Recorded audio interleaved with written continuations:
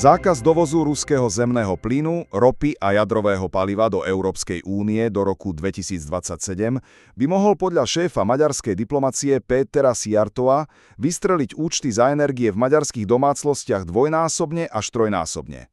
Minister avizuje, že Budapešť sa proti návrhu Európskej komisie postaví so všetkou silou už na pondelkovom zasadnutí ministrov energetiky EÚ. Európska komisia pod vedením Ursuly von der Leyenovej zvažuje legislatívu, ktorá by členským štátom odrezala prístup k ruskému plynu, rope a jadrovému palivu. Opatrenie má nadviazať na existujúce sankcie a definitívne ukončiť energetickú závislosť Únie od Moskvy.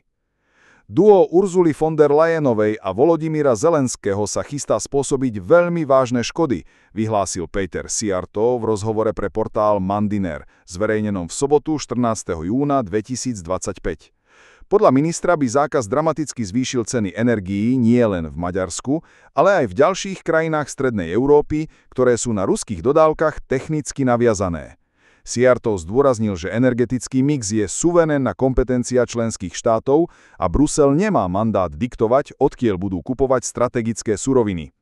Ide o politiku, nie o energetiku, dodal minister s tým, že Maďarsko využije všetky dostupné právne a diplomatické prostriedky na blokovanie návrhu. Maďarsko je dnes zásobované najmä prostredníctvom ropovodu Družba a plynovodu Turkstream.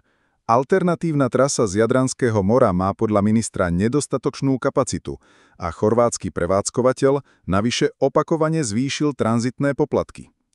Dnes je fyzicky nemožné zásobovať krajinu plynom a ropou bez ruských dodávok a ak by to bolo možné, stálo by to Maďarsko oveľa viac pre dĺžku prepravných trás a vysoké tranzitné poplatky. Upozornil Szijjártó. Ak by Budapešť stratila prístup k ruským zdrojom, konkurenční dodávatelia by podľa ministra automaticky zdvihli ceny. Z peňažienok maďarských občanov sa vyťahujú peniaze, lebo budú musieť za energie platiť 2-krát či 3-krát viac, varoval Szijjártó. Maďarsko a Slovensko získali v roku 2022 jednomyselnú výnimku z embarga na ruskú ropu. Nová legislatívna skratka by však mohla rozhodnutie obísť obyčajnou väčšinou členských štátov. Tí, ktorí požadujú demokraciu a právny štát, predkladajú návrh zákona, ktorý obmedzuje európske pravidlá z čisto politických a ideologických dôvodov, kritizoval šéf maďarskej diplomacie. Szijjártó pripomenul, že Ukrajina dlhodobo lobuje za sprísnenie sankcií.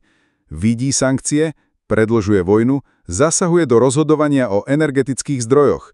My však musíme bojovať do posledného dychu. Nesmieme to dovoliť, uzavrel minister Szijjártó. Ďakujeme, že odoberáte kanál Médium 21.